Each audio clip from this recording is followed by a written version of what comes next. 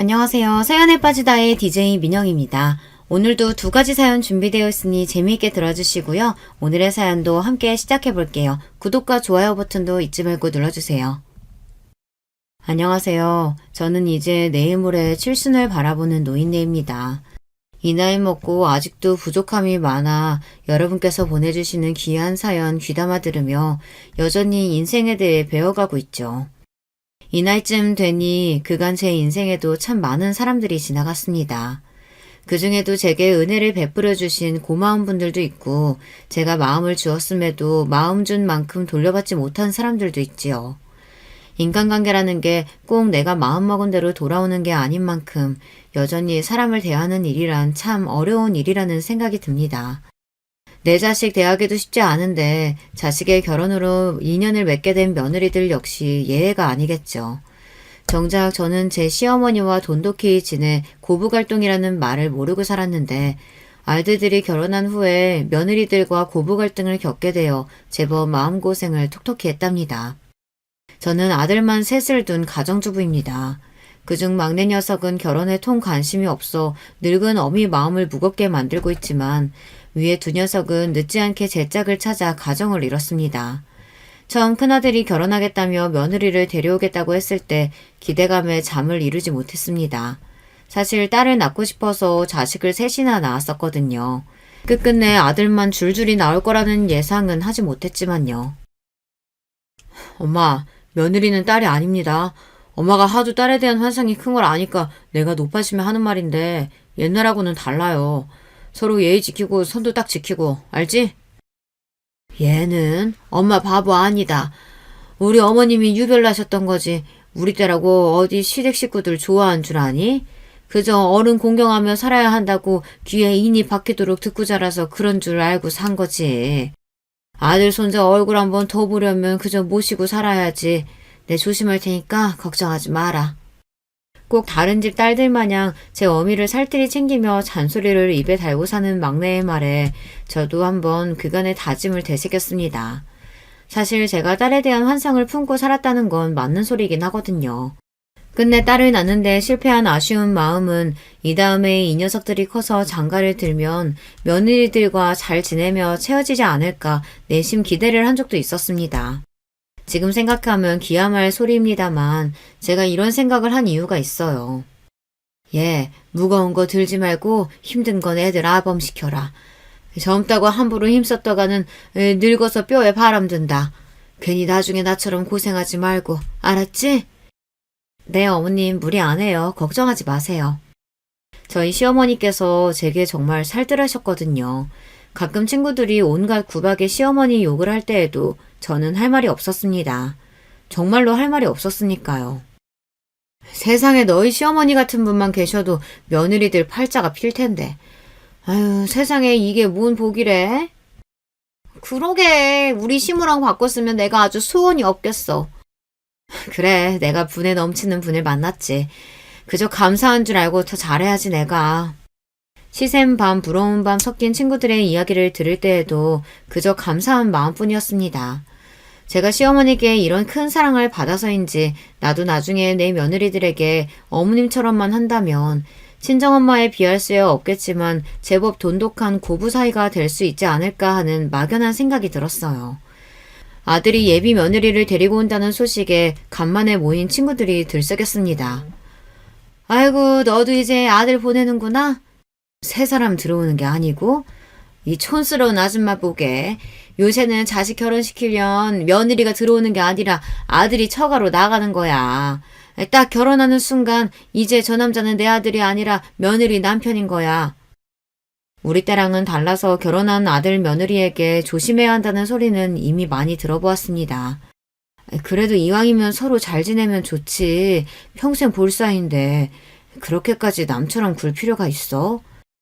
우리가 그럴 필요가 있나 없나 생각하는 게 중요한 게 아니라니까. 그것도 서로 쿵짝이 맞아야 되는 거지. 요새 젊은 여자들이 어디 시험이 가까이 하려고 드는 줄 알아? 처음부터 딱 거리 두고 저들 할 도리만 하면 다행이지. 나중에 찬밥 신세 안 되려면 잘 신경 써야 돼. 괜히 며느리 시집살이라는 말이 나왔겠어? 자꾸 주변에서 이런 말만 듣다 보니 괜히 걱정만 불어나는 것 같더군요. 딸 같은 며느리라는 꿈을 꾼 적이 없지는 않으나 괜히 잘해보겠다고 잘못 건드려서 사이가 틀어지는 게 더 겁이 났습니다. 그래서 며느리라고 내 아들한테 하듯 너무 허물없이 대하지 말고 예의를 지켜야겠다고 다짐했습니다. 큰아들이 데려온 아가씨, 그러니까 지금의 큰며느리는 아들과는 사내 커플이었습니다. 저희 식구들과의 첫 대면에서도 주눅 들지 않고 할 말 다 하는 모습에 참 똑부러진다고 생각했어요. 결혼 후에도 일을 관둘 생각이 전혀 없다는 큰며느리는 일 욕심도 많아 보였습니다. 평생 집에서 아이들 키우며 살림만 한 저 같은 여자와는 다른 세상 사람처럼 보였습니다. 참 똑똑하고 멋진 여자를 며느리로 맞이하게 되는구나 내심 흠족한 기분이었습니다.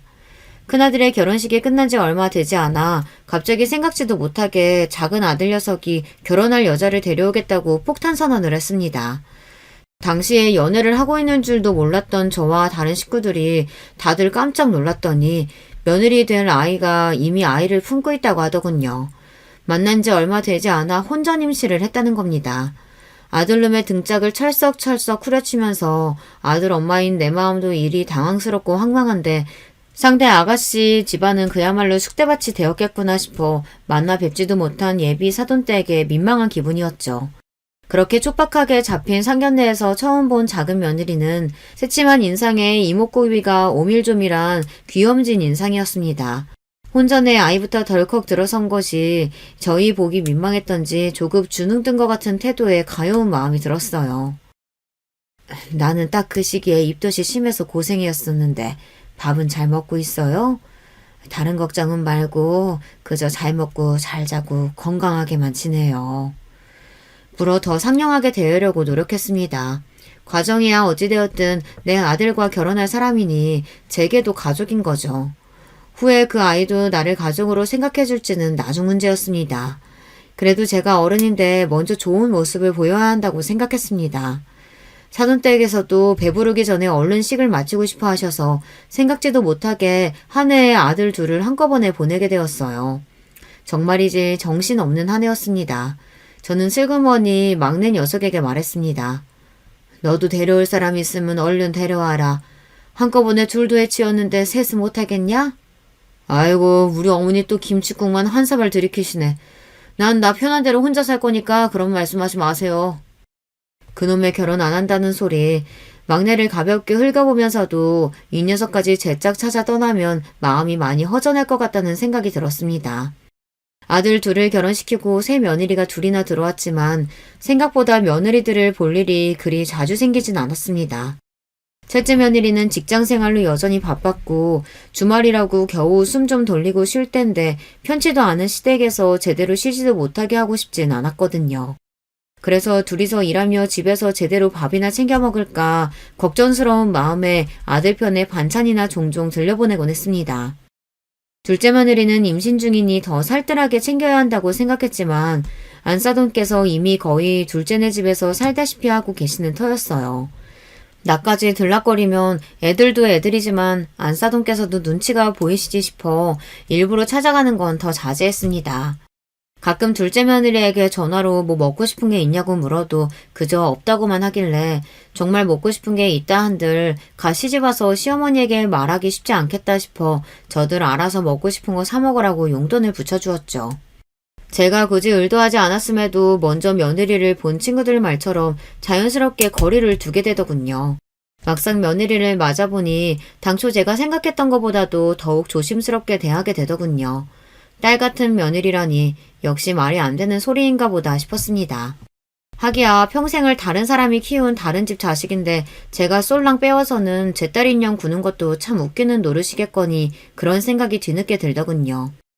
그렇게 아직은 대면대면하게 지내던 둘째 며느리와 자주 보게 된 건 출산 이후였습니다. 갑작스럽게 생긴 아이인데다가 첫 아이이다 보니 처음 육아를 시작하는 며느리 입장에서도 정신이 없긴 했을 겁니다. 처음으로 며느리에게 도와달라는 요청을 받게 된 저는 거절할 수가 없었어요. 애초에 거절은커녕 오히려 조금은 기뻤던 것도 같습니다. 아들을 셋이나 키우고 골병 다 들었는데 이제 와서 손자까지 키울 셈이야?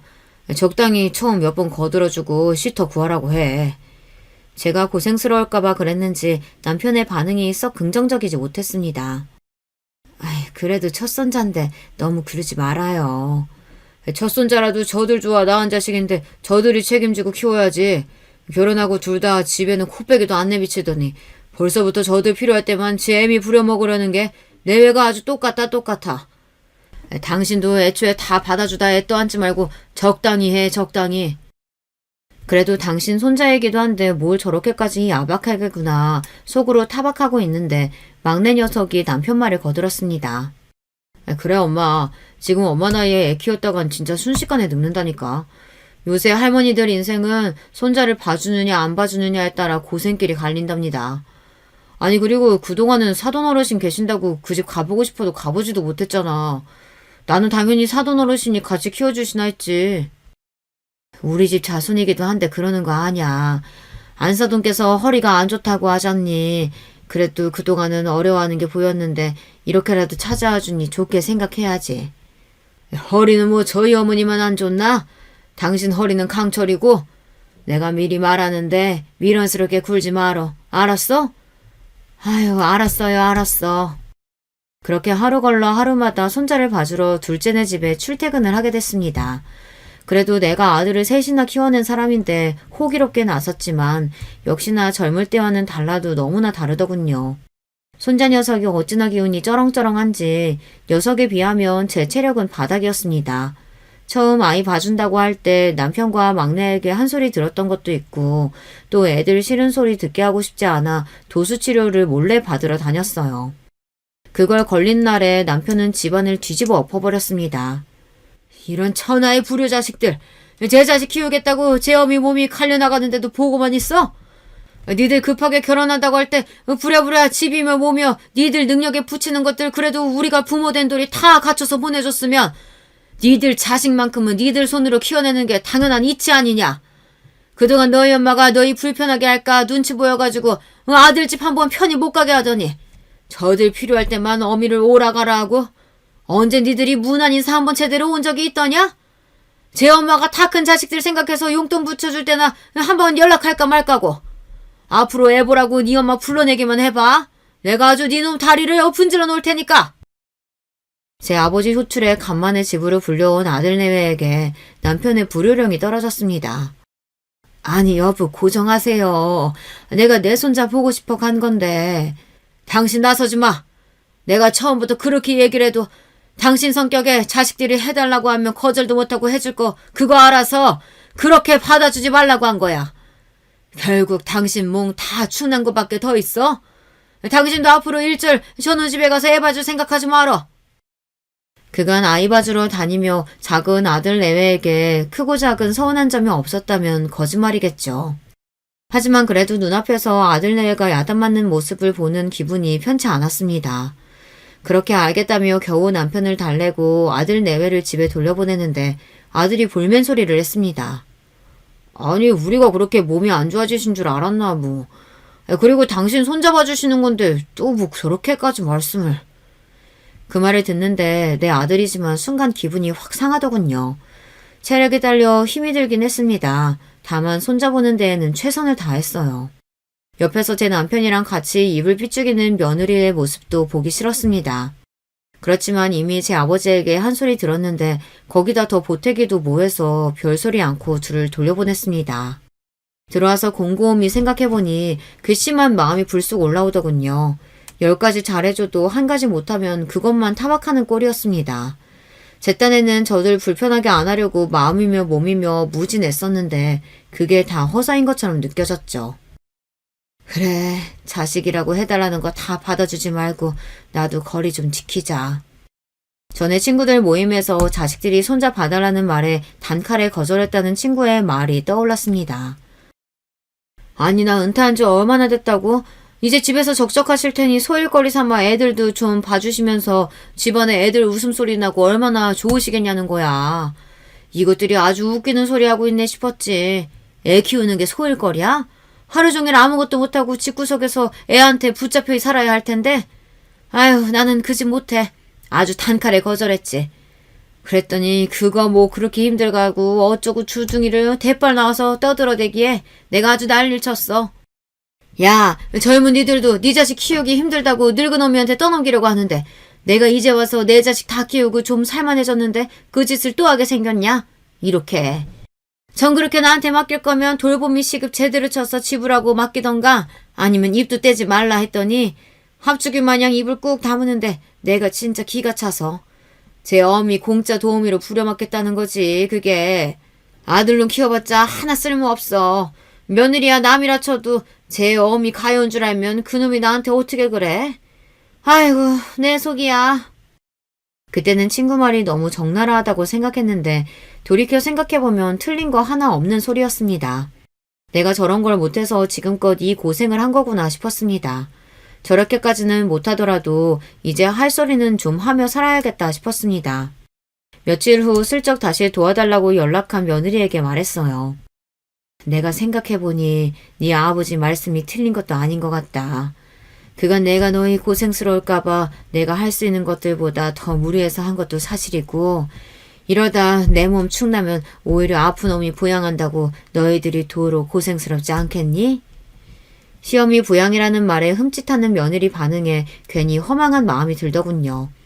내 자식도 미운 소리 골라 하는 판에 남의 자식이 내 마음 같을 거라고 기대하다니 내가 그간 잘못 생각해도 한참 잘못 생각했구나 싶었습니다. 이 또한 세 사람을 들이며 겪는 시행착오이겠거니 그러면 그래도 내가 품어야 할 내 손자들인데 서운함을 미움으로써 키우지는 말자 마음을 다스리려 노력했습니다. 그리고 얼마 지나지 않아 둘째 아들 내외는 아이 돌보미 분을 정식으로 고용했습니다. 사람을 쓴 걸 보니 안사돈께서도 애들 부탁을 거절하신 모양이었죠. 네, 어디 저희 나이대의 여자들이 갓난을 키우는 게 쉬운 일인가요? 그냥 처음부터 이리 할 것을 괜한 일을 했다 싶은 마음도 들었습니다. 아들이 돌보미 급여가 너무 많다느니 어쩌느니 제게 연락을 해서 불평을 해댔지만 한 귀로 듣고 한 귀로 흘렸습니다. 내심 제가 금전적인 도움을 줬으면 싶은 마음에 그랬겠죠. 그렇지만 둘이 좋자고 만든 자식 둘이 책임지게 내버려둬야지 싶었습니다. 사실 그게 맞는 일이기도 하죠. 그간 저희 부부가 애들 자리 잡는 데 인색하게 군 것도 아니고 저들 가정 일은 저들이 해결할 문제다. 예전보다는 조금 떨어진 시선으로 아들 내외를 바라볼 수 있게 되었습니다. 그렇게 한 차례 소동이 지나가고 다시 평범한 일상으로 돌아왔습니다. 늘 해왔던 일상인데도 아이를 보지 않는 생활은 둘째네 출퇴근할 때에 비하면 천국 같았습니다. 그간 저도 모르는 사이 몸이 많이 갈리고 있긴 했나 보다 싶었죠. 그렇게 여느 때와 다름없던 어느 날 갑자기 큰며느리가 큰아들과 함께 찾아왔어요. 주말인데 집에서 쉬지 않고 웬일이니? 웬일은요 어머니. 잘 지내시고 계시나 안부 인사차 들렸죠. 특별히 집안 행사가 있지 않을 때 방문한 건 처음이었습니다. 조금 의아하긴 했지만 안부 인사라고 하는데 불어 확대 해석할 필요는 없겠지 생각하며 간만에 본 큰아들 내외에게 보양식을 해먹이며 오붓한 시간을 보냈습니다. 후식을 먹으며 TV를 보고 있는데 아들과 며느리가 서로 눈빛을 주고받는 것이 슬쩍 보였어요. 저 아버지 어머니 혹시 재테크 관리 따로 하시는 게 있으신가요? 재테크? 갑자기 재테크는 왜? 별건 아니고 어머니 아버지 노후자금 문제도 있고 아버지 은퇴도 다가오고 있으니까 아무래도 신경이 좀 쓰이지 않을까 싶어서요. 생전 저희 앞에서 저희 재산 이야기를 꺼내지 않는 아들이었습니다. 누구의 입김이 작용해서 이런 화제가 떠오른 건지는 길게 생각하지 않아도 답이 나오더군요. 어쩐지 답지 않게 안부 인사를 왔다고 하길래 이상하다 생각은 했는데 역시나 용건이 있어 왔구나 싶었습니다. 우리 노우야 너희들이 걱정할 거 없다. 넉넉지는 않더라도 이 사람이랑 나 둘이 가기 전까지 자식들한테 손 벌리지 않을 정도는 모아뒀으니까 너희들한테 짐되는 일은 없을 거다. 남편이 다소 단호한 어조로 말했습니다. 딱 잘라서 상관하지 말라는 태도에 큰아들 내외가 조금 당황스러운 듯 보였어요. 아버님, 저희가 아무렴 부모님 모시게 될까봐 걱정돼서 드린 말씀이겠어요? 그냥 저희도 자식된 입장에서 궁금해서, 네, 그냥 궁금해서 한번 여쭤본 거예요. 네, 아버지, 저희가 진작 신경을 썼어야 했는데 그러질 못해서 이제라도 신경 쓰려는 거니까 너무 서운하게 생각하지 마세요. 혹여 제 아버지 심기를 거스를까 내외가 황급하게 수습하는 모양새였습니다. 그렇게 이야기가 일단락되나 했어요. 남편은 먼저 방으로 들어가고 내일 찬거리를 정리하려고 주방에 들어가는데 큰며느리가 종종대며 따라 들어왔습니다. 왜, 뭐 필요한 거 있니? 아니요, 어머님. 저 아까 노후자금 말씀인데요. 저희가 구체적으로 들은 게 없으니 자식된 입장으로 아무래도 좀 불안해서요. 혹시 얼마나 되는지 살짝 말씀해 주시면 안 될까요? 제 나름대로는 포장한다고 하는 것 같긴 한데 그래도 제가 이 나이를 허투루 먹은 건 아니었는지 젊은 애 머릿속이 그만 훤히 들여다 보이더군요. 애초에 애들한테 헛바람 들게 하면 안 되겠다 싶었습니다. 나는 그런 거 전혀 모른다. 너희들도 알다시피 내가 저 사람한테 시집 오고 나서 너희처럼 사회생활을 하기랬니? 밖에 나가서 일을 다니기랬니? 그저 집에서 너희 남편 키우며 살림하고 산 여자가 뭘 얼마나 알겠어. 그런 문제는 너희 아버지한테 따로 물은 적도 없고 전적으로 남편한테 맡기고 있으니 그 사람이 알아서 할 문제지. 좀 궁금하거든 너희 아버지한테 가서 한번 물어보던가. 저한테야 어떻게 한번 비벼볼만 하다 싶었는진 몰라도 저희 남편한테 이런 어설픈 수작은 씨알도 안 먹힐 일이었습니다. 그걸 아니 저도 제 시아버지에게는 차마 못 물어보고 저를 찔러본 거겠죠. 큰며느리의 표정이 떨떠름해졌습니다. 그렇게 예정에 없던 큰아들 내외의 방문이 있은 지 얼마 지나지 않아 큰며느리의 안부 전화가 전에 없이 잦아졌습니다. 어머님 잘 지내시죠? 다름이 아니라 그게 제 친구들 모임에 갔다가 친구 부모님이 신사업 투자로 대박이 났다는 소리를 들었는데 어머님 생각이 나서요. 노후자금 마련하셨다고 해도 그게 그렇게 넉넉지 않은 거면 좋은데 투자해서 종잣도 불리면 아버님 어머님도 앞으로 생활하시기 훨씬 편하지 않으실까 싶어서요. 그러고는 돌아가서는 좀 수그러들었나 싶었더니만 아직까지 포기가 안 되는 모양이었습니다. 제 대답도 여전했죠. 전에도 이야기했지만 난 그런 문제는 일절 관여 안 한다. 나 같은 노인네가 그렇게 돈 굴리는 거에 대해서 뭘 알겠니? 정 네가 생각이 있거든. 나한테 이럴 게 아니라 너희 아버지한테 직접 이야기를 하래도. 아휴 어머님 그래도 평생 같이 사신 어머님이 말씀하시는 거랑 제가 말씀드리는 거랑 어떻게 똑같겠어요. 저희가 보기에 놓치면 너무 아까운 기회라서 말씀이라도 한번 드려보는 거예요. 어머님이 한번 말씀드려 주시면 안 돼요? 너희 아버지가 내 말이라고 어디 들을 사람이니? 제가 생각한 게 있으면 평생 꺾인 적이 없는 황소고집 양반이신데 나는 관두련다. 괜히 그 사람 신경 어지럽혀서 집안에 분란 만들고 싶지도 않고 나도 다 늙어 지금 와서 내 분수에 넘치는 돈 욕심 부릴 생각도 없다. 너희가 생각이 있어서 자꾸 말하는 것 같은데 그러면 설득도 너희가 직접 할 생각을 해야지. 나는 못 들은 걸로 할 테니까 생각 있으면 제대로 준비해서 너희 아버지한테 말씀드리렴. 어머님 그래도... 큰며느리 목소리에 불만이 섞이는 게 느껴졌지만 그렇대도 별 도리가 없죠. 자식 녀석 둘이 번갈아가며 서운한 짓을 하다 보니 저도 아이들 대하기가 좀 껄끄러워지더군요. 그날 퇴근한 남편에게 푸념처럼 큰며느리와 있었던 일을 털어놓았습니다. 원래 부모 자식 간에도 재산이 끼면 그렇게 되는 거야. 그러니 자식이라고 당신이 마냥 퍼주려고만 생각하지 마라. 아휴, 안 그래요.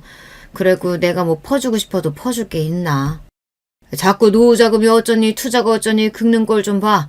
저것들 다 나고 나면 당신 어지간히 들볶을 거야. 다른 사람들은 자식 안 이뻐서 미리 재산 안 떼어주는 거겠어?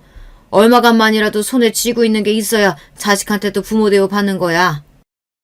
아휴, 자식한테 손 안 벌리고 늙어서 의탁하지 않으면 되는 거지 했는데 내 자식한테 재산 뺏기지 않으려고 아등바등 사는 것도 참 서글프다. 그쵸? 저들도 이제 지들 가정 꾸리고 나갔으면 제 식구가 가장 우선이니 그러려니 해야지. 이제 품 안의 자식 아니야. 우리도 우리 몫은 제대로 쥐고 있어야 돼. 남편의 당부를 들으며 부모 자식 간의 인연이라는 게 뭔지 허무한 마음에 한숨이 나오더군요. 말했듯이 제가 뭐 가진 것도 없습니다만 그거나마 잘 가지고 있어야겠다는 다짐을 했습니다. 그러고 얼마 지나지 않아 남편이 그간 평생 몸담아온 회사에서 만기 근속으로 퇴직을 하게 되었습니다. 평생 출근하는 남편의 온 매무새를 정리해주며 집을 나서는 뒷모습을 지켜봐왔는데 그 시절도 다 끝났다고 생각하니 괜히 제 기분도 이상해졌습니다. 제 기분이 이런데 남편 기분은 오죽했을까요? 어지간해서는 아이들에게 귀찮을 만한 연락은 자제하는 편입니다만 이번만큼은 가족 모두가 남편의 노고를 함께 치하해줬으면 하는 마음에 온 가족을 소집했습니다. 저들도 직장 생활을 하고 있으니 평생 회사 다니며 저희들 뒷바라지한 남편의 수고가 어떤 의미인지는 잘 알고 있으리라 생각했습니다. 다들 군말 없이 집으로 모이더군요. 아버지, 그간 정말 고생 많으셨어요. 아버지, 정말 감사합니다. 이제 어머니랑 같이 좋은 거 드시고 좋은 곳 구경 다니시고 편히 지내세요. 제 노고를 알아주는 자식 녀석들 덕분인지 남편의 서운함도 조금 가시는 듯 했습니다. 그렇게 가족끼리 조촐하게 남편의 퇴직을 기념하는 식사 자리를 가지고 난 후 슬슬 저희 집으로 돌아가려는 아이들을 남편이 불러세웠습니다. 너희들 다들 이리 좀 앉아봐라. 무슨 일인가 싶어 다들 엉거주춤 자리에 앉았습니다. 내가 퇴직도 했고 본격적으로 너희 엄마랑 노후 생활에 들어가게 됐으니 그 전에 정리할 것들은 정리 좀 했다. 막내, 이거 받아라. 막내 아들이 제 아버지가 내미는 통장을 얼떨결에 받아들었습니다. 통장을 보자 두 아들 내외의 눈도 번쩍 뜨이더군요. 네 형들한테는 장가갈 때 이미 다 해준 거다. 너 자취한다고 독립할 때 네가 그간 번 돈으로 집안에 손 안 벌리고 해결했으니 너도 네 형들 받은 만큼은 받는 게 맞지. 통장 안의 액수는 어지간한 신도시 아파트 한 채 값은 되었습니다. 막내에게만 통장이 돌아가자 두 아들 내외의 눈이 팽팽 돌아가기 시작했습니다. 첫째 며느리가 물었습니다. 저 아버님, 막내 도련님만 주시는 건가요? 너희는 이미 받을 거 다 받지 않았냐? 너희 결혼할 때 신혼집 그거 다 내 주머니에서 나온 거다. 받을 거면 삼형제가 공평하게 받는 게 맞지. 그래도 아버님, 저희는 가정이 있고 애도 있는데 혼자 계신 도련님이랑은 입장이 다르죠. 네? 입장이 다를 건 또 뭐냐? 너희 자식 너희가 키우는 거야. 너희가 알아서 할 일이지. 저놈은 결혼 생각 없다고 하니 돈을 어떻게 쓰던 그거야 저놈이 알아서 할 일이고. 참고로 너 나중에 장가 간다고 해도 따로 주는 건 없으니까 그게 다니까 그리 알고 있어라. 두 아들 내외의 눈에 욕심이 차오르는 것이 보였습니다. 이거 괜한 분란 되겠다 싶어 저는 얼른 덧붙였습니다. 이제 너희들한테 나눠주실 건 다 나눠주셨으니 우리한테 남은 거라고는 우리 남은 여생 보낼 이 집 한 채가 전부다. 너희는 아버지가 미리 주신 집에서 감사하는 마음으로 너희 가정 잘 꾸리면 되고 막내 너는 너대로 아버지께 감사드리면 그만이야. 앞으로 변할 건 없어. 갑자기 온 가족의 시선을 한 몸에 받게 된 막내 아들은 생각지도 못하게 받은 재산에 얼떨떨해 하면서도 감사 인사를 전했습니다. 아버지, 어머니 감사합니다. 이렇게 큰 돈 물려주시리라고는 생각도 못했는데 평생 고생해서 버신 돈이라는 거 잘 알고 있습니다. 호투를 쓰지 않을게요. 그래, 그거면 됐다. 사실 너만 불러서 해결해도 될 일이긴 한데 다들 알고나 있으라고 같이 있을 때 준 거다. 보면 알겠지만 누구한테 더 돌아갈 것도 없이 공평하게 나눠줬으니까 나중에 딴소리하거나 분란 만들 생각은 말고. 그럼 이만 다들 가보거라. 오늘 와줘 고맙다. 남편은 그 말을 끝으로 자리를 떴지만 두 아들 내외는 그야말로 폭탄을 맞은 꼴이었습니다. 어머님, 이거 어머님도 알고 계신 거였어요? 저 양반 저렇게 독불장구처럼 구는 게 어디 하루 이틀이니? 나도 몰랐어. 몰랐다 한들 틀린 말도 아니지. 너희보다 더 챙겨주신 것도 아닌데 이리 소란될 거 없다. 다들 그만 가봐. 쑥덕대는 며느리들을 남겨두고 방 안으로 들어갔습니다. 제 자식들에게 폭탄을 떨궈놓고 태연하게 신문을 뒤적이는 남편을 보니 저도 좀 기가 차긴 하더라고요. 아니, 당신 이럴 거면 미리 귀뜸이라도 좀 해주던가. 나도 얼마나 당황스러운지 알아요? 당신도 이리 와서 좀 앉아봐. 이 사람이 또 무슨 사람 기함할 소리를 하려고 일어나 싶어 쳐다봤더니 남편이 서랍에서 서류봉투를 하나 꺼냈습니다. 이게 뭔데요? 열어봐. 제가 본다고 뭐 아나요. 건축물 대장이라고 쓰인 서류에서 다른 것들은 복잡해서 못 알아보겠고 그나마 알아본 게 소유자 성명이었습니다. 거기 제 이름이 떡하니 쓰여 있었으니까요. 여보, 이게 뭐예요? 내 앞으로 되어 있던 건물 소유자 당신으로 돌려놨어. 아니, 그러니까 그걸 왜 내 앞으로 돌려놨는데? 거기다 이 건물은 또 뭐고? 당신 건물 가지고 있었어요? 그간 제가 집안 재산에 크게 신경을 안 쓰긴 했나 봅니다. 뜬금없이 제 앞으로 된 건물의 등장에 어안이 벙벙해졌습니다. 말이 건물이지 촌동네 읍내에서 조망만한 2층짜리 상가 건물이야. 그게 돈 될 만한 건 아니고 고향 친구가 나중에 시골 내려와 살 생각 있으면 하나 사두는 게 어떻냐고 해서 주식으로 조금 이득 본 돈 넣어서 사둔 거야. 진짜 얼마 안 돼. 당신 귀농 갈 생각이었어요? 당신이나 나나 농사라곤 지어본 적 없는 사람들이 귀농은 무슨. 그냥 고향 근처 매물 있다길래 크게 오를 일은 없어도 떨어질 일 없어서 적금 대신이라고 생각하고 가지고 있었어. 그러면 당신이 계속 가지고 있을 일이지 왜 내 앞으로 해준대요? 당신도 오늘 월급쟁이 남편 뒷바라지 퇴직했잖아. 당신 퇴직금이야. 생각지도 못했던 남편의 말에 말문이 턱 막혔습니다. 남편과 아이들 뒷바라지하는 건 평생 당연히 해야 할 제 소임이라 생각하며 살아왔습니다. 물론 살면서 남편과 아이들에게 주부로서 소홀히 대접받은 것 같다는 서운함을 느낀 적이 없었다고는 할 수 없겠지만 크게 굴곡 없이 남편 그늘 아래에서 큰 고생 모르고 살아왔습니다. 그런데 평소 무뚝뚝하기 짝이 없었던 남편에게 이런 소리를 다 듣게 되고 돈도 돈이지만 그간의 제 노고를 인정받은 기분이었어요. 괜히 울컥 눈물이 치솟았습니다. 어떻게 나는 이런 건 생각하지도 못했는데. 그간 말은 안 했어도 다정한 말 한마디 제대로 할 줄 모르는 남편의 아들놈 셋까지 뒷바라지 한다고 당신 고생 많았어. 저도 말하면서 머쓱해하는 남편을 보니 또 웃음이 터졌습니다. 그렇게 제가 어느 정도 마음을 추스리자 남편이 제게 단단한 다짐을 받아냈습니다. 이건 애들한테 아무도 얘기하지 말고 그냥 잠자코 가지고 있어. 당신이랑 나한테는 이제 정말 이 집이랑 생활비밖에 안 남아있는 거야. 알았어요. 내가 그런 말 할 일이 뭐가 있어. 어허, 대충 대답하지 말고 이 사람아. 방금도 봐. 막내한테만 통장 주니까 냈다 아주 눈이 횟가닥 해가지고는. 그나마 지금은 나라도 있으니 저 정도로 끝났지. 나 없이 당신만 있었다고 생각해봐. 아주 당신한테 눈에 불을 켜고 달려들었을 놈들이야 저거. 아이, 또 그러신다. 그렇다고 무슨 애들이 나한테 불을 켜고 달려들겠어. 이 사람이 그만치 당하고도 정신을 못 차리고 내가 이러니 안심을 할 수가 있어야지. 저것들 하는 모양새가 나 가면 당신 잡아먹히기 딱 좋아 아주. 아니 자꾸 가긴 어딜 간다고 당신 없단 소리래요. 내가 먼저 가면 갔지 당신 같은 강골이 무슨. 보나마나 당신이 나보다 더 오래 살 텐데 자꾸 기분 나쁜 소리 하지 말아요. 사람 일 모르는 거잖아. 미리미리 대비를 해야지. 지금이 옛날처럼 부모 혼자 된다고 당연히 모시는 시대도 아니고 우리가 참 중간에 끼인 시대야. 우리 때야 키워놓으면 자식이 모시는 게 당연한 시대였지만 우리가 부모 모시고도 자식 부양은 못 받는 첫 시대라고. 그러니 정신 단단히 차리고 대비해야지. 저놈들 벌써부터 퇴직한 부모 앞에서 돈도 나는데 요새 재산 없으면 부모 취급도 못 받는 노인네들 천치야. 오늘 준 건 당신 비자금이니까 우리 애들은 다른 애 그런 뻔한 소리 말고 마음 약해져서 괜히 자식들한테 걸리지 말고 아무 말 말고 꽉 잡고 있어. 알았어?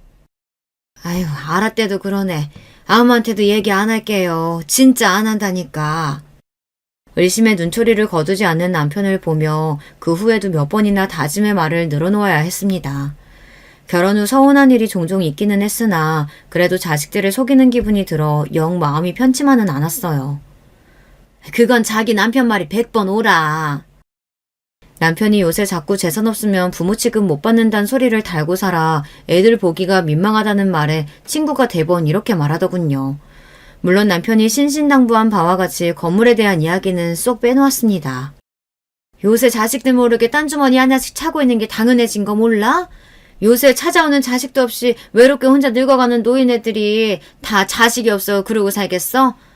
뭐 물론 처음부터 가난해서 그리 사는 사람들도 많겠지만 자식들한테 유산 먼저 나눠주고 팽당해서 말년에 서럽게 늙어가는 사람들이 그렇게 많다잖아. 아니 아무리 그래도 그렇지 설마 내 자식들이 그러겠어? 아니 자기 아들들이 그렇다는 소리가 아니라 그럼 그 사람들이라고 본인 자식들이 그렇게 나올 줄 알았겠어? 그랬으면 절대 재산 미리 안 줬겠지. 그리고 사람 심리가 그렇다. 남들한테 말은 안 해도 몰래 쥐고 있는 게 있고 믿을 구석이 있는 사람들은 아무것도 없는 사람들하고 마음가짐 자체가 달라진다고. 그저 자식들 눈치만 봐야 하는 입장이랑 무슨 일이 생기더라도 내가 가진 게 있는 거랑 같을 수가 있겠냐고. 듣고 보니 그 말도 일리가 있었습니다. 아무렴냐 손에 쥔 것 없는 무일푼보다야 뭐라도 가진 게 있는 게 낫기야 하겠죠. 우리 남편뿐만 아니라 우리 나이대 여자들도 다들 이런 생각을 가지고 사는 시대인가 봅니다 싶었습니다. 아닌 게 아니라 건물이라고 하기도 민망한 수준이긴 했지만 그래도 나름 생각지도 못한 건물주가 되고 나자 가진 것 하나 없던 가정주부와는 마음가짐이 달라지긴 했습니다. 막내가 남긴 했으나 그 녀석이야 결혼 안 하겠다는 말이 입에 붙은 놈이니 그렇다 치고 나머지 녀석들 다 장가보내고 큰일 다 치렀으니 큰돈 들어갈 일을 딱히 없긴 했으나 세상살이가 어디 생각대로만 돌아가나요. 예상치 못하게 돈 들어갈 일이 닥치더라도 남한테 손버리지 않고 내 손에서 해결할 수 있다고 생각하니 마음이 든든해졌습니다. 이래서 가진 게 좋구나 싶었죠. 늘상 일한다고 바빴던 남편도 퇴직했겠다. 마음의 여유도 생겼겠다. 이제 좀 남편하고 여행도 다니고 말년의 행복을 누려보자 하던 차에 뜻밖의 비보가 날아들었습니다. 며칠째 소화가 잘 안 된다고 소화제나 사달라던 남편을 억지로 끌고 간 병원에서 듣게 된 것은 남편의 위암 발병 소식이었습니다. 정기 건강검진에서도 항상 건강했고 워낙 강골이었던 남편이 암에 걸렸다는 말은 청천벽력과도 같았습니다. 게다가 예후가 썩 좋지 않았습니다. 작년까지만 해도 깨끗하던 위에 생긴 종양은 크기도 제법 컸고 병의 진행 속도도 빠른 편이라고 했습니다. 온 가족이 남편의 위암 발병 소식에 기함을 했으나 정작 남편의 반응은 차분했어요. 이 나이 먹도록 그간 아픈 것도 없이 살아온 게 복이었지. 이 나이 먹도록 그간 아픈 것 없이 살아온 게 복이었지. 이미 암으로 떠난 친구들도 제법 되고 그리 소란 떨일 아니야. 어떻게 제 병인데도 저리 차갑겠구나 싶어 원망스러운 마음이 불쑥 들었습니다. 평생 일만 하며 살다 이제야 사는 재미 좀 느끼겠구나 싶었는데 투병으로 고통받을 남편을 생각하면 걱정되어 잠을 이룰 수가 없었습니다. 차라리 진행이 빠른 것도 내 복이지 싶어. 나이 먹어 안 걸리면 몇십 년도 살고 그런다던데 그렇게 오래 고생한 것도 나도 그렇지만 당신한테도 못할 짓이야. 정말 왜 그렇게 서운한 소리를 해? 결국 눈물이 터져버린 제 어깨를 토닥이며 남편이 말했습니다. 미안해. 내가 말 주변이 없어서 이렇게밖에 말을 못하네. 당신 서운하라고 하는 소리가 아니라 평생 고생시켰는데 아파서까지 당신 고생시키기 싫어서 그래. 나도 고생하기 싫고. 그래도 애들 다 키워놨고 나 가도 당신 생활하기 어렵지 않을 기반은 만들어놨으니 마음은 편하네. 정작 본인은 그렇게 말했지만 저는 남편 인생이 가여워 마음이 미워지는 것 같았습니다. 긴 투병 생활을 원치 않았던 남편의 바람은 결국 이루어졌습니다. 남편은 암 진단을 받은 지 채 3개월을 버티지 못하고 갑작스레 그렇게 제 곁을 떠나게 되었습니다. 저는 한동안 좀처럼 기운을 차리지 못했습니다. 저러다 제 어미까지 잘못될까 싶었는지 따로 나가 자취하던 막내 녀석이 당분간 본가에 들어서 출퇴근을 하기 시작했습니다. 큰아들과 둘째 아들도 종종 연락을 해오긴 했지만 며느리들과 연락하는 일은 좀처럼 없었습니다. 남편이 떠나기 전 퇴직하던 날 막내에게 통장을 건넨 이래로 그때까지 며느리들과는 영 서먹해져 버렸습니다. 다른 집 귀한 딸들이 내 자식처럼 될 수 없는 거겠죠. 그쯤 되니 그냥 그렇게 자연스럽게 받아들여지더군요. 삼형제 중 가장 장난기가 많은 막내 녀석이 제 어미 웃는 모습 한번 보겠다고 옆에서 열심히 재롱을 떨어준 덕에 저는 조금씩 기운을 되찾기 시작했습니다. 막내에게서 제가 기운을 좀 차렸다는 소리를 들었는지 두 아들 내외가 간만에 저희 집을 찾아왔어요. 어머님, 아버님 그렇게 갑작스럽게 떠나시고 많이 적적하시죠? 이제 저희가 어머님 모실게요. 저희 집으로 들어오세요. 네? 아니 형님, 저희한테 상의도 없이 그러시면 안 되죠. 어머님, 저희 집엔 형우도 있잖아요. 이제 갓난아기 때처럼 손갈 때도 아니고 손자 재롱 보시면서 헛헛한 마음도 달래실 수 있을 거예요. 저희 집으로 오세요, 어머님. 막내 혼자 제 기운 차려보겠다고 용을 쓰는 동안 한 번을 찾아오지 않던 며느리들이 갑자기 없던 효심이 샘솟아 이러겠어요. 대번에 이 집이 목적이라는 걸 눈치챌 수 있었습니다. 저는 단칼에 며느리들 말을 잘라먹었습니다. 주호도 그럴 마음 없다. 나 이제 이 집에서 혼자 살다 죽으련다. 이제 기운도 차릴 만큼 차렸고 막내 너도 그만 네 집으로 돌아가. 부모 자식 간이라도 결국은 각자 인생은 각자 사는 거야. 너희 손 빌릴 일도 없고 내가 죽기 전에 이 집 처분할 일도 없으니 여러 소리 마라. 그 말을 끝으로 자리를 털고 일어났습니다. 꼭 생전 제 아비처럼 구는 저를 보며 두 아들내외가 더 말을 붙이지 못하더군요. 혹여 제 심기가 상했을까 걱정이 되었는지 막내 녀석이 슬그머니 제 뒤를 따라 들어왔습니다. 형수들이 또 괜한 소리를 다 하네. 엄마, 너무 마음 쓰지 마세요. 네 엄마 이제 이 정도로는 아무렇지도 않다. 아까 괜히 한 말 아니니까 너도 이제 그만 돌아가. 여기서 출퇴근하기 가까운 거리도 아니고 네 덕에 엄마가 이만치 기운 차렸다. 고맙다. 엄마 밥 좀 더 얻어먹겠다며 속보이는 소리를 하던 막내 녀석이 결국 얼마 남지 않은 제 생일까지만 머무르다 돌아가겠노라 약속을 했습니다. 남편 없이 처음으로 맞게 될 생일이었으니 녀석 마음이 더 쓰였나 봅니다. 딱히 생일을 챙기고픈 마음이 들지 않았으나 이렇게 해서라도 막내 녀석 마음의 짐이 좀 덜어진다면 그것 또한 나쁠 것 없다는 생각이 들었어요. 엄마, 오늘 진짜 맛있는 거 먹어요. 형들이랑 형수님들 같이 저녁 먹기로 했어. 오늘 우리 엄마 좋아하는 대게 먹자, 대게. 제 기분을 좋게 해주려고 짐짓터 호들갑을 떠는 막내가 만든 저녁자리임이 틀림없었습니다. 간만에 저도 기분 전환하고 싶은 마음이 들어 녀석을 데리고 대낮부터 외출을 했습니다. 백화점에서 쇼핑도 하고 오랜만에 영화도 한 편 보았죠. 간만에 외출이다 보니 금세 다리가 아파왔습니다. 예, 엄마 다리 아프다. 예약한 식당 먼저 가서 앉아서 기다리자. 아직 시간이 좀 이르긴 한데 그럼 그러자. 가요. 약속 장소인 식당에 들어갔더니 룸을 예약해뒀더라고요. 직원의 안내를 받아 갔더니 룸 안에서 두런두런 말소리가 들리는 것이 아이들이 먼저 도착한 모양이었습니다. 생각보다 빨리들 왔나보다 문을 열려던 찰나 큰며느리의 말이 귀에 확 꽂혔습니다. 노인네, 끝까지 재산 주고 안 넣으려는 것 좀 봐. 그 노인네가 누구인지는 굳이 제가 설명할 필요 없겠죠. 옆에 있던 막내 아들이 사색이 되었습니다.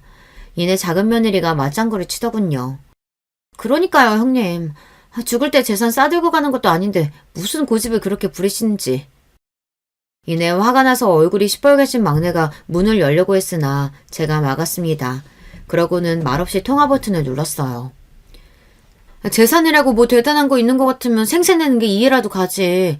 가진 거라고는 꼴랑 당신 사는 집 한 채뿐이면서 요새도 아주 그런 유세가 없어.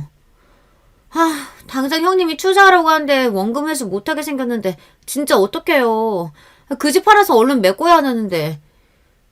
그래서 말인데 어머님 요양원 보내버리자 동서. 순간 온몸에 피가 거꾸로 솟는 것 같았습니다.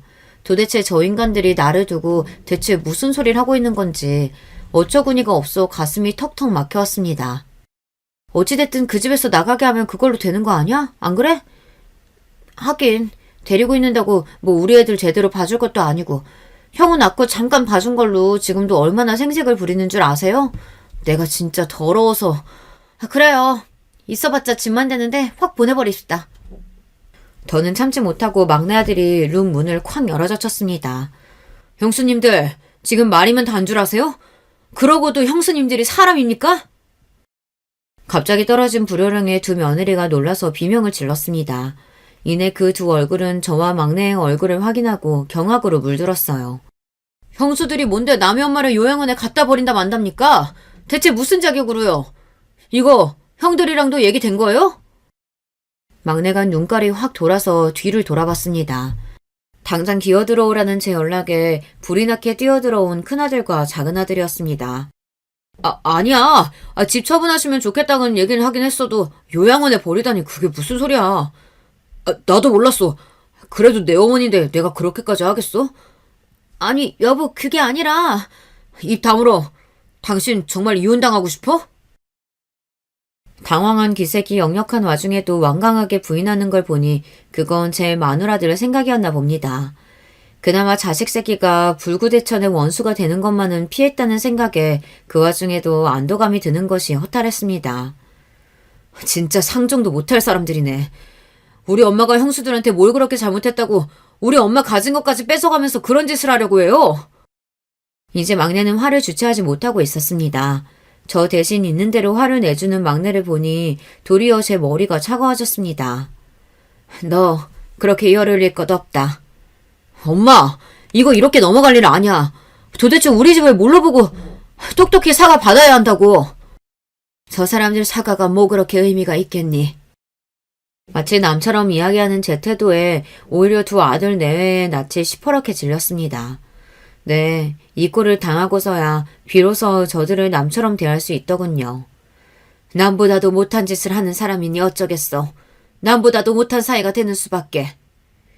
제 말에 두 아들놈이 제 앞에서 털썩 무릎을 꿇고 주저앉았습니다. 엄마 아니야. 설마 우리가 어떻게 엄마한테 그렇게까지. 진짜 아니야. 어머니 죄송해요. 진짜 잘못했습니다. 잘못했어요. 눈물을 떨구는 아들들을 쓱 한번 쳐다보고는 시선을 며느리들에게 돌렸습니다.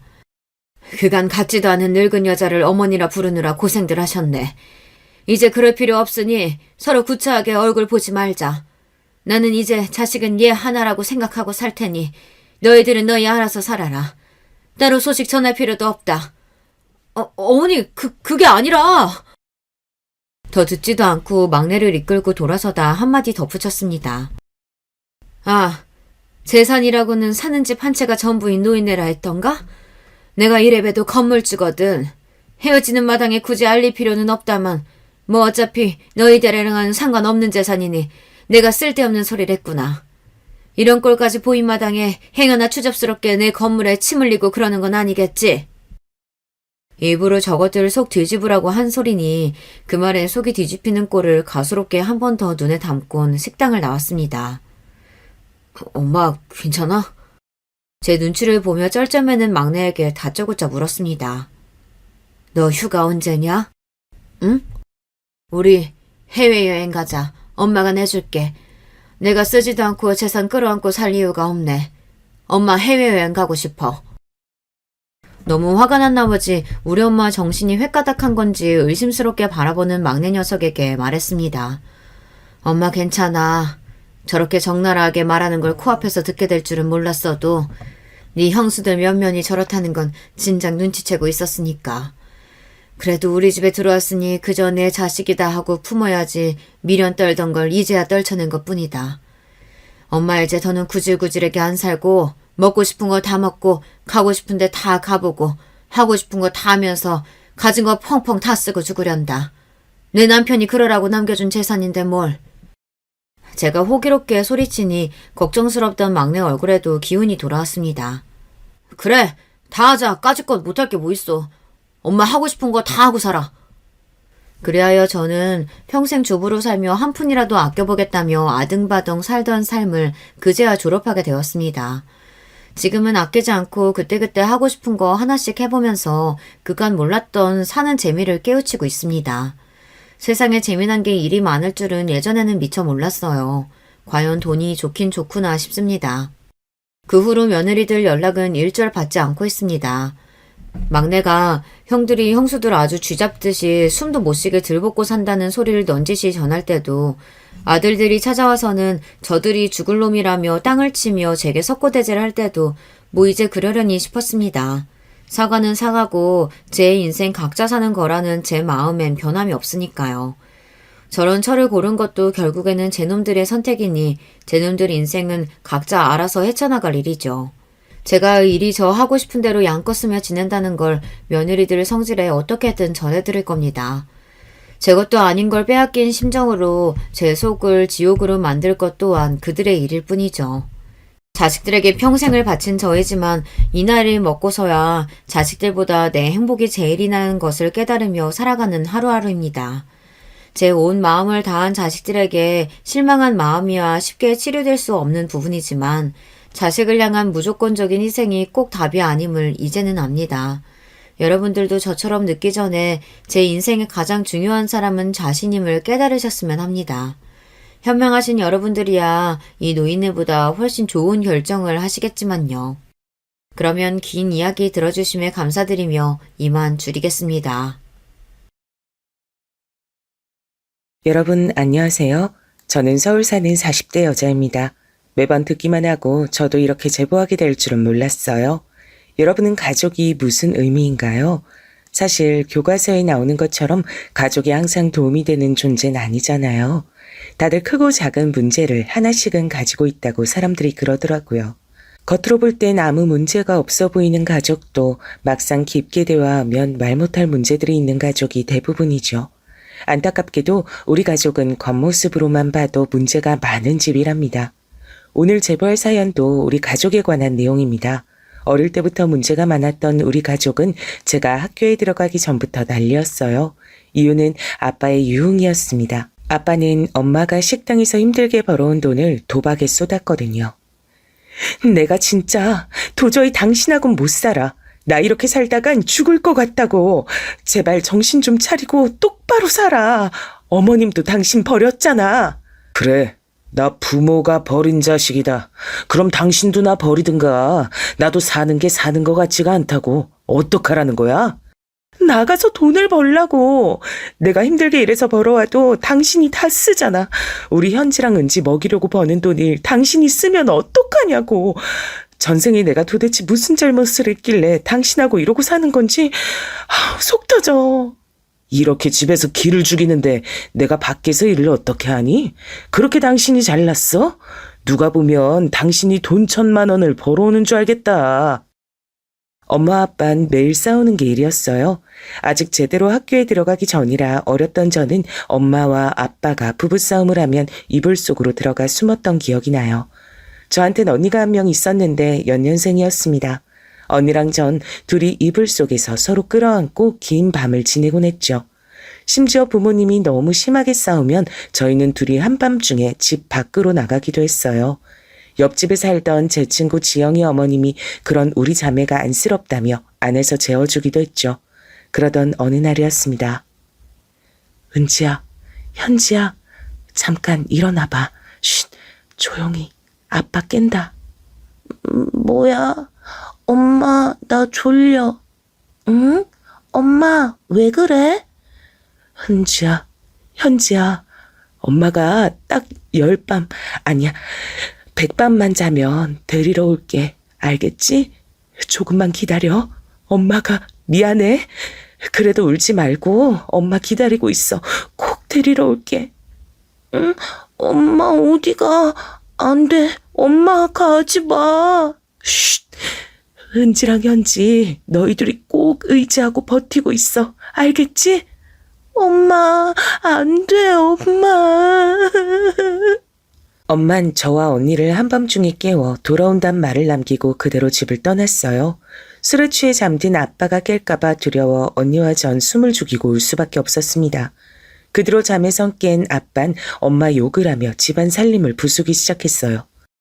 너희 엄만 배신자야. 어떻게 이럴 수가 있어? 자식들을 버리고 가는 게 말이나 되냐고. 엄마가 없으니 집의 경제적 상황이 더 나빠지기 시작했죠. 엄마가 벌어오는 돈으로 생활했는데 엄마가 집을 나갔으니 들어오는 돈이 없었습니다. 급기야 월세가 몇 달이나 밀리자 집주인 아저씨가 와서 집 앞에서 아빠와 싸우기도 하셨어요. 전기와 수도도 끊기고 언니와 전 배가 고파 울기도 했죠. 그런 우리 자매가 안쓰럽다고 동네에서 밥을 먹고 가라고 하셨던 이웃들에겐 아직도 감사한 마음이 들어요.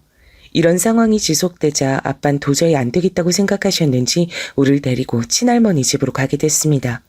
전 사실 그때까지도 친할머니의 얼굴을 본 적이 없었어요. 친가뿐만이 아니고 외가도 본 적 없었습니다. 나중에 귀동냥으로 알게 된 사실은 아빤 부잣집에서 태어났대요. 그래서 가난하고 친정도 없는 엄마와 결혼한다고 했을 때 할머니의 반대가 매우 심했다고 합니다. 집안 반대에도 불구하고 결혼한 아빤 언니와 제가 태어날 때까지 사고를 그렇게 쳤다고 해요. 그럴 때마다 할머니에게 돈을 달라고 했고 보다 못한 할머니가 아빠와 연을 끊었다고 하더라고요. 제가 아주 어릴 때 그러니까 신생아 때는 나름 할머니와 교류를 했다고 하지만 그 뒤론 아빠가 친가와 연을 끊어서 전 할머니의 얼굴을 모르고 있었던 거죠. 사모님, 아이들이 집 밖에 있어서 데리고 왔는데 아휴, 막내 도련님은 안 계셨어요. 아이들만 놓고 바로 간 것 같아요. 어떡하죠? 아빠는 언니와 저를 할머니 댁 앞에 버려두고 그대로 떠났어요. 엄마처럼 언제 온다, 데리러 오겠다, 그런 약속도 하지 않았죠. 처음 본 할머니는 매우 무서웠어요. 전혀 인자하거나 따뜻한 모습은 보이지 않았습니다. 언니는 옆에서 울음을 터뜨려 울고 있었고 전 오히려 너무 긴장해서 잔뜩 겁에 질린 상태였습니다. 일단 애들 씻기고 뭐라도 먹이세요. 네, 알겠습니다. 얘들아, 이리 올래? 아줌마가 씻겨줄게. 어휴, 옷이 이게 뭐야? 태어나 처음 보는 할머니의 집은 아주 컸어요. 원래 부모님과 살던 쪽방과는 비교할 수도 없었습니다. 원래 집은 부엌과 거실에 경계도 없던 아주 작은 집이었어요. 그런데 할머니의 집은 너무 커서 화장실이 우리 집의 몇 배는 되었습니다. 얼떨결에 씻고 나왔더니 파출부 아줌마가 밥을 차려주셨어요. 너무 굶주린 상태였고 제대로 된 밥을 처음 먹어서 허겁지겁 먹었습니다. 밥을 다 먹고 남는 방에서 잘 때까지 할머니인 언니와 절 보러 오지 않았어요. 우리는 엄마랑 아빠가 버렸어. 엄마도 아빠도 둘 다 우릴 버린 거야. 현지야, 어떡해. 우리 이제 고아야. 언니는 밤새 오열하는데 전 이상하게 눈물이 나오지 않았습니다. 물론 엄마를 더 못 본다는 사실은 매우 가슴이 아팠죠. 하지만 매일 술에 취하고 싸움을 하던 아빠를 보지 않아도 된다는 건 좋았습니다. 그렇게 언니와 전 할머니 집에서 학창시절을 보내게 됐어요. 할머니는 다행히 우리 자매를 밖으로 내쫓진 않았습니다. 할머니는 그 대궐 같은 집에서 혼자 살던 분이셨거든요. 가끔 명절이나 주말이 되면 고모와 큰아빠가 집을 방문하곤 했습니다. 어휴, 병철이가 그렇게 사고 쳐도 자기 자식들까지 이렇게 버릴 줄 몰랐어. 은지랑 현지, 니들도 고생이 많다. 엄마, 그래도 애들은 받아주셨네요. 애들이 무슨 죄니. 그래도 성인 되면 자기 살 길 알아서 찾아야지. 언제까지 데리고 있을 순 없어. 이렇게 우리 자매 앞에서 할머니는 대놓고 성인이 되면 나가라고 말하곤 했습니다. 전 전혀 서운하곤 하지 않았어요.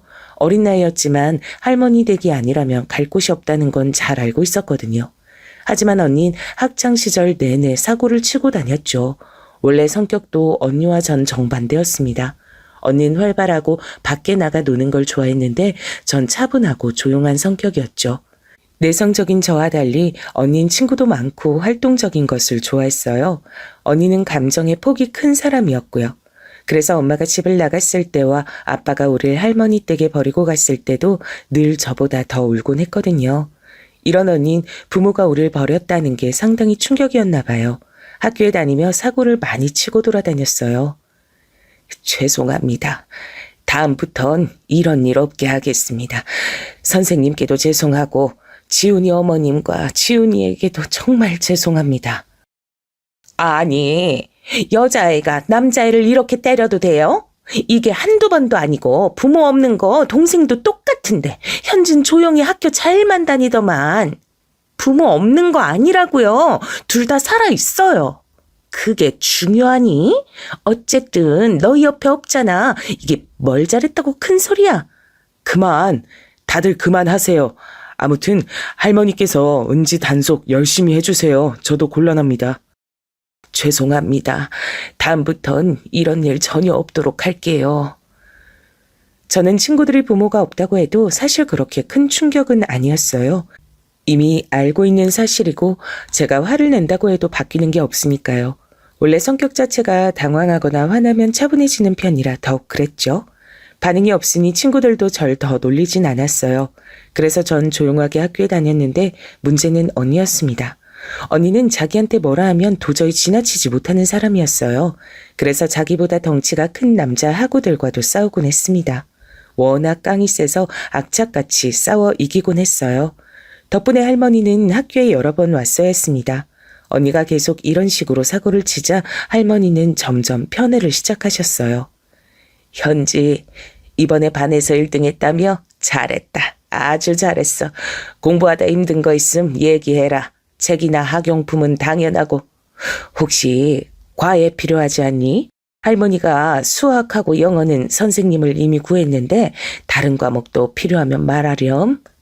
아, 감사해요. 과외는 그 정도면 괜찮아요. 감사합니다. 할머니, 저는요? 왜 저한테는 아무 말 없으세요? 왜 맨날 현지한테만 살갑게 굴고 현지한테만 지원해 주세요? 그리고 현지, 너 특목고에 입학할 수 있다며? 담임 선생님께 얘기 들었다. 진학 상담하러 다음 주에 뵙자고 하더라고. 할머니가 갈 테니까 그렇게 알고 있어. 제 말은 듣지도 않겠단 거예요? 진짜 너무하네. 일기장에 필요 없는 할머니라고 정신 나갔다고 쌍욕을 써놓은 걸 다 봤다. 뒤에선 그렇게 욕하더니 앞에선 관심을 원해? 제 일기장을 도대체 왜 훔쳐보세요? 전 사생활도 없어요? 할머니가 이렇게 감시하니까 제가 그러잖아요. 그게 싫으면 네가 이 집을 나가면 되잖니. 현진 가만히 있는데 왜 은지 너만 그렇게 문제를 만들어? 언니가 식사 자리에서 박차고 일어나고 할머니는 눈 하나 깜짝하지 않으셨습니다.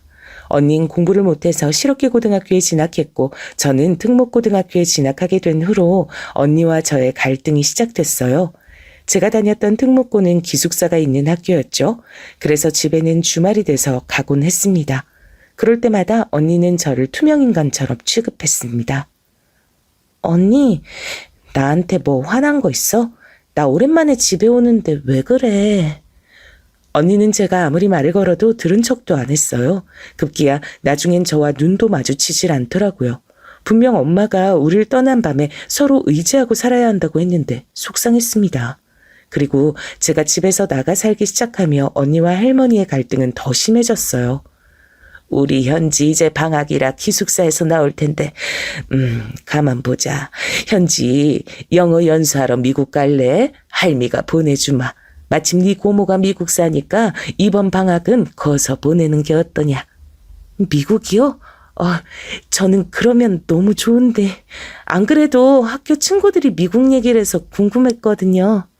그러면 내가 네 고모한테 말해서 데려가라 할게. 아마 다녀오면 영어 성적도 크게 오를 거다. 뭐 넌 이미 잘하지만. 식사 자리에서 저와 할머니가 둘이 얘기하는 시간이 늘어나며 언닌 급기야 나중엔 밥도 같이 먹지 않았습니다. 밤 늦게 집에 들어와서 잠만 자고 나가거나 혹은 집에 아예 들어오지도 않았죠. 어렸던 전 그런 언니와 친해지고 싶은 마음이 컸어요. 그래서 언니가 집에 있으면 일부러 가서 말을 걸었는데 그럴 때마다 언니는 저를 무시하곤 했습니다. 할머니, 저 미국 가는 거요. 혹시 언니도 같이 가면 안 될까요? 은지도? 은지겐 영어도 할 줄 모른 텐데 가서 뭐 하겠니? 저도 회화는 부족하고 제가 언니 책임지고 돌아다닐게요. 네가 한번 얘기해봐라. 둘이 얘기하고 정리되면 나한테 말해. 할머니는 대놓고 반대하진 않으셨어요. 전 언니에게 같이 미국에 가자고 대화하려 했습니다. 그런데 언니는 계속 저를 피했죠. 노골적으로 사람을 무시하고 말을 걸어도 대꾸도 해주지 않았습니다. 결국 미국은 저 혼자 다녀오게 됐습니다.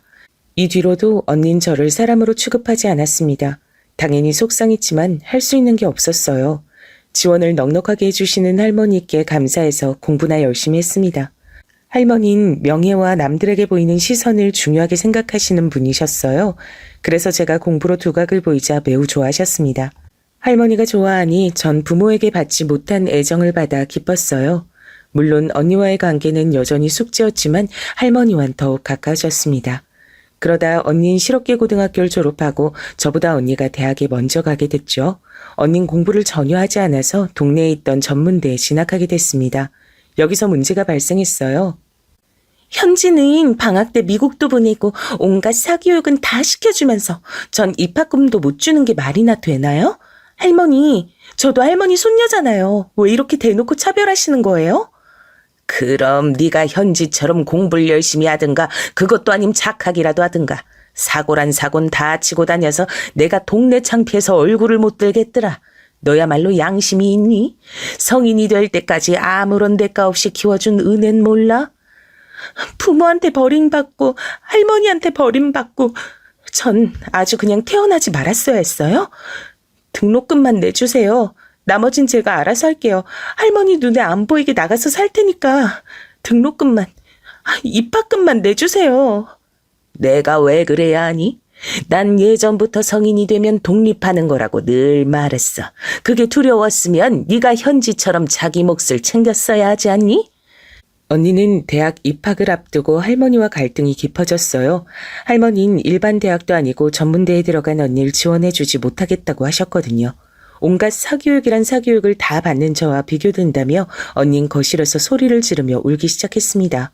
그 모습을 보며 저는 할머니와 언니 둘 중 누구의 편을 들지 모르겠더라고요.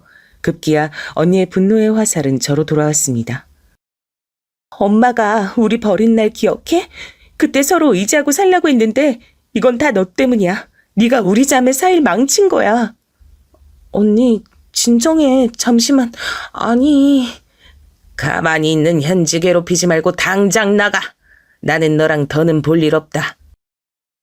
그렇게 언니는 정말로 집을 나가게 됐습니다. 할머니는 저러다 본인이 숙이고 올 거라며 절 다독였죠. 언니와 할머니의 갈등이 빨리 끝나는 것이 제때의 제 소원이었습니다.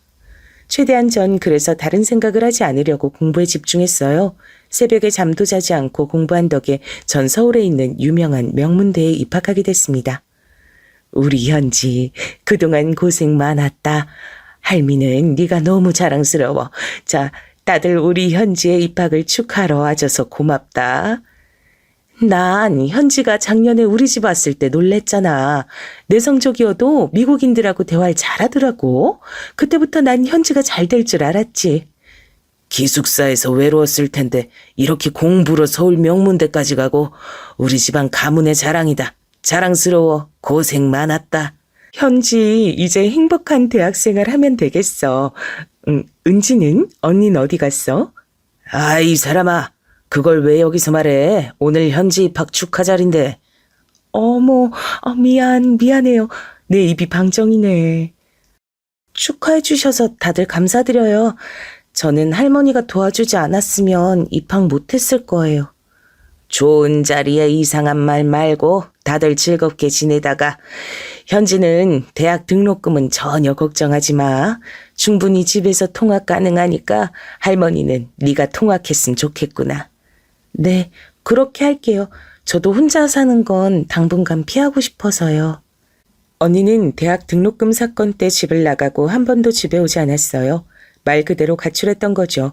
전 그런 언니가 걱정돼서 연락을 많이 했지만 전혀 받질 않았습니다. 언니는 흔적도 하나 남기지 않고 우릴 떠났어요. 그렇게 저는 부모님과 언니와 4명이서 살던 건 마치 꿈처럼 느끼게 됐습니다. 아빤 언니와 절 할머니에게 맡기고 한 번도 얼굴을 보이지 않았어요. 할머니가 지나가듯 말씀하신 걸 들어보면 할머니와는 종종 연락을 주고받는 것 같았습니다. 하지만 제가 아빠를 볼 수 있는 방법은 없었죠.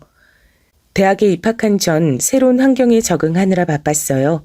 그래서 언니를 잠시 잊고 있었습니다. 원래 공부하던 습관이 있어 대학에 가서도 열심히 공부하느라 바쁘기도 했어요. 그러던 어느 날이었습니다. 갑자기 핸드폰으로 모르는 번호가 떠서 받았더니 경찰이었어요. 살면서 경찰이 저에게 전화할 일이 없는데 너무 놀랐죠. 이은지 씨 동생분 되시죠? 지금 이은지 씨가 병원에 있는데요. 병원비 낼 돈이 없다고 하시네요. 동생분 지금 여기로 와주시겠어요? 경찰의 말을 듣고 너무 놀랐습니다. 들어야 하는 수업도 듣지 않고 바로 병원에 갔는데 전 너무 놀라 할 말을 잃었습니다. 3년 만에 본 언니는 매우 야위어 있었어요. 몰골이 너무 안 좋아 보자마자 눈물이 나올 지경이었습니다. 근데 언니의 상태보다 제가 더 놀랐던 건 바로 언니 옆에 있던 아기였어요. 대략 돌쟁이로 보이는 아기가 언니한테 엄마라고 부르더라고요. 언니, 아니 이게 무슨 일이야. 그래, 일단 병원비 내가 내고 올게. 잠시만 기다려. 병원비를 내고 왔더니 언닌 그새 도망갈 준비를 하고 있더라고요. 그런 언니를 붙잡고 여러 번 설득하니 드디어 입을 열었습니다. 언니 입에서 들린 내용은 충격적이었어요. 전문대엔 결국 입학금 못 내서 못 갔어. 공장에 돈 벌러 갔다가 거기서 어떤 남자를 만났어. 너도 내가 애정결핍이 있었던 건 알지? 너무 잘해줘서 거기 넘어갔는데 임신하니까 나를 떠나더라. 그래서 아기 낳고 혼자 키웠어. 공장에서 번 돈으로 버티고 버텼는데 아기가 아프니까 도저히 감당이 안 되더라. 대출받은 것도 다 쓰고 빚밖에 없어. 사채도 썼는데. 모르겠어, 현지야. 언니 힘들어. 힘든데 너 생각만 나더라. 할머니한테 도저히 연락할 순 없었어. 언니의 말을 듣는데 전 눈물이 나오기 시작했어요. 원래 언니가 감정적이라 눈물이 많고 전 차분했잖아요. 근데 그땐 제가 오열하고 언니는 우는 아이와 절 달래며 차분한 상태였죠. 차분하다기보다 그것은 해탈에 가까웠습니다. 도저히 발길이 떨어지지 않아 언니가 사는 집에 갔더니 그 집 상태를 보고 저는 기절하는 줄 알았어요. 좁지? 고시원은 아기가 울어서 쫓겨났고 어쩔 수 없이 사는데 월세가 3달이나 밀렸어. 다행히 주인 아줌마가 아기 안쓰럽다고 기간을 늘려주긴 했는데 모르겠다. 곧 쫓겨날 것 같아. 언니, 내가 월세 내줄게. 우리가 어릴 때 살던 집 기억나? 그쪽 방보다 열악한 환경이잖아. 언니, 나 너무 속상해. 이렇게 살 줄 몰랐어. 난 그것도 모르고 혼자 고상하게 대학 다니며 공부했는데. 현지야, 그만 울어. 언니가 오히려 미안해. 너한테 면목 없어. 할머니는 항상 저보고 몸가짐을 똑바로 하라고 하셨거든요. 보이는 것이 중요하다며 백화점에 데려가 쇼핑도 자주 했고 제가 조금만 흐트러진 상태면 지적하셨죠. 전 오히려 꾸미는 것에 관심이 전혀 없었는데 할머니 때문에 피부 관리까지 받고 있었고요. 할머니는 그런 저에게 용돈을 매우 많이 주셨어요. 돈으로 남에게 아쉬운 소리 하지 말라는 것이 할머니의 철학이었습니다. 쓸 일이 없어 모아놨는데 그 돈을 그날 언니에게 다 쓰게 됐죠. 아기 병원비부터 언니의 밀린 월세 그리고 생활용품까지 다 채워 넣었어요. 현지야, 고마워. 언니가 이 은혜 절대 진짜 살면서 절대 잊지 않을게. 할머니한텐 비밀로 해줘. 당연한 거 아니야? 이거 다 내 돈 아니고 할머니 돈이야. 할머니가 아시면 뒤로 넘어가실 거야. 우리만 아는 비밀이어야 돼. 내가 자주 올 테니까 언니 걱정하지 마. 이 뒤로 전 언니를 정말 많이 도와줬죠. 제 눈으로 직접 열악한 환경에 사는 걸 알고 나니 외면할 수가 없었습니다. 마트에서 장도 보고 언니의 월세는 어느 순간 제가 내는 것이 당연해졌어요. 조카가 크면서 언니에게 들어가는 돈은 훨씬 많아졌어요. 할머니가 주는 용돈으로 무리가 가기 시작했습니다. 전 대학생이라 버는 돈이 없으니 슬슬 힘들기 시작했죠. 언니, 지유 이제 어린이집 보내니까 그 시간에 알바라도 하는 거 어때? 잠깐이라도 하면 돈 벌 수 있잖아. 뭐? 안 그래도 혼자 애 키우는 것도 힘든데 하나뿐인 가족이 그래도 되는 거니? 나 너무 속상해. 지유 어린이집 가면 나 그때야 집안일하고 혼자만의 시간을 가져. 이제 이것도 하지 말라는 거야? 그게 아니고 언니 진정해. 내가 돈을 버는 직장인이면 언니 도와줬지. 근데 지금은 나도 학생이라. 아니야. 언니 못 들은 걸로 해. 결국 전 할머니 몰래 과외까지 하며 돈을 벌게 됐습니다. 할머니는 제가 굳이 힘든 일을 하며 돈을 벌 필요는 없다고 알바는 물론이고 과외도 못하게 하셨거든요. 할머니 눈을 피해 돈을 벌어 제 용돈과 합쳐 언니에게 쏟아부은 생활만 자그마치 2년이랍니다. 지유 밥은 이거 먹으면 돼. 이따 놀이터 데리고 가서 놀아주고 자기 전에 영어책 좀 읽어줘. 너 영어 잘하잖아. 간식 너무 많이 주지 말고 심심해하면 인형놀이 같이 해주고. 알겠지? 고마워. 그럼 언니 놀다 온다. 알겠어 언니. 지유는 걱정 말고 잘 다녀와. 무슨 일 있으면 전화하고. 언니는 조카가 어느 정도 크자 새로 연애를 시작하게 됐어요. 전 언니가 행복하길 바랬기 때문에 괜찮은 남자를 만났다면 연애나 결혼하길 원했습니다. 그래서 저에게 조카를 맡기고 데이트를 하거나 여행을 갈 때마다 싫은 소리 한 번도 하지 않고 봐줬죠. 사실 결혼도 하지 않던 제가 아이를 혼자 본다는 건 상당히 힘든 일이었습니다. 특히 제가 할머니랑 같이 살고 있으니 이렇게 조카를 돌볼 때마다 눈치가 보였죠. 현지, 요즘에 많이 바쁘니? 연애라도 하는 거야? 집에 통 들어오지 않아 걱정이네. 할머니는 당연히 우리 현지를 믿어. 그래도 걱정되니 외박은 자제했으면 하구나. 죄송해요. 요즘 취업 준비하느라 바빠서 그랬어요. 앞으로 외박할 일은 없을 거예요. 할머니 걱정시켜서 죄송해요. 조카를 돌보느라 외박하는 일이 잦아지자 할머니는 집에 들어오라고 말씀을 하셨죠. 그래서 언니가 다음에 여행 간다고 했을 때 처음으로 조심스럽게 거절했습니다. 그러자 언니는 크게 화를 내기 시작했습니다. 가족이라곤 너밖에 없는데 어떻게 네가 이래? 부모도 없이 서로가 유일한 가족 아니야? 아, 넌 할머니 있다 이거야? 할머니한테 용돈 많이 받고 부족한 거 없으니까 됐단 거지? 언니, 말을 왜 그렇게 해? 나 속상하게. 그냥 언니가 지우 데리고 가든가 혹은 밤에라도 집에 오면 되잖아. 나도 할머니 눈치가 보여서 그래. 그래도 할머니 돈으로 이렇게 언니가 살고 있잖아. 야, 됐어. 그럴 거면 앞으로 도와주지 마. 유일한 가족이 이렇게 나와도 되는 거야? 나가. 우리 집에서 나가라고. 나 신경도 쓰지 마. 그냥 어디 가서 콱 죽을 거야. 찾지도 마. 언니, 제발 진정해. 알겠어. 내가 그냥 지우 데리고 있을게. 여행 다녀와. 언닌 제가 이렇게 거절하면 항상 극단적으로 나왔어요. 저도 그게 힘들었지만 언니 말대로 우린 부모가 버린 자식들이라 저도 언니와 연락을 끊기가 더 힘들더라고요. 속으론 휘둘리지 않아야 한다고 생각해도 막상 언니와 조카가 사는 모습을 보면 마음 한쪽이 아팠습니다. 심지어 조카는 발달이 매우 느렸어요. 열악한 환경에서 자라기도 했고 언니가 조카에게 제대로 된 양육을 하지 않았거든요. 제가 보다 못해서 데리고 다니며 건강한 음식을 먹일 정도로요. 그러다 전 대학을 졸업하고 취업하게 됐습니다. 사실 저는 결혼에 관해 깊게 생각해 본 적이 없어요. 연애도 한번 경험해 본 것이 다였죠. 어릴 때 아빠가 워낙 책임감 없는 모습을 우리 앞에서 많이 보여줘서 남자에 대한 신뢰도 크지 않았습니다. 자라면서 할머니 밑에서 자라서 제대로 된 남자를 본 건 큰아빠가 유일했죠. 그래서 연애하며 크게 즐겁지 않았습니다. 이런 제 마음과 달리 할머니는 제가 결혼을 하는 걸 원했어요. 옛날 뿐이라 대학 졸업하면 바로 결혼해야 한다고 생각했죠. 매번 만나는 친구가 없냐고 물으셨는데 그런 때마다 없다고 하니 급기야 선자를 잡아오셨습니다. 부담스러워 거절했는데 할머니는 계속 나가길 원하셨어요. 나도 이제 점점 몸이 예전 같지 않다는 게 느껴져. 현진이가 결혼해서 자식 낳는 걸 보고 죽고 싶다. 미워도 핏줄이라는 게 얼마나 중요한지 아니? 나중에 너 혼자 얼마나 외롭겠어. 내가 여기저기 수소문해서 알아온 선짜리니까 나가봐. 할머니가 제 대학 등록금부터 용돈까지 다 지원해 주신 건 생각하니 참 죄송하더라고요. 이렇게 대기업에 취업하게 된 것도 다 할머니 덕분이었죠. 그래서 눈을 딱 감고 선자리에 나갔는데 생각보다 괜찮은 사람이 있었어요. 처음 뵙겠습니다. 이현지 씨 맞으시죠? 전 정광철이라고 합니다. 만나서 반가워요. 제 직업은 아버지가 하는 사업을 물려받으려고 준비 중이에요. 작은 사업인데 열심히 배우려고 노력하는 중이랍니다. 아, 네, 반갑습니다. 저는 대기업에서 일하고 있어요.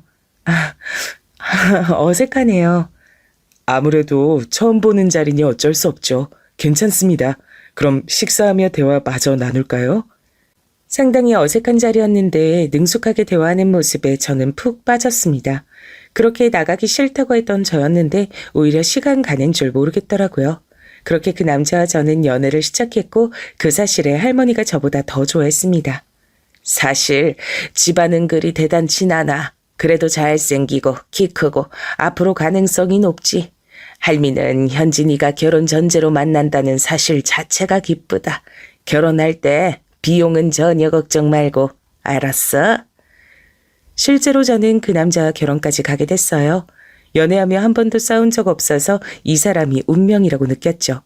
남편과 결혼할 때 할머니가 돈을 많이 대주셨습니다. 할머니가 부자인 것은 알고 있었는데 생각보다 재산이 더 많다는 걸 그때 깨달았죠.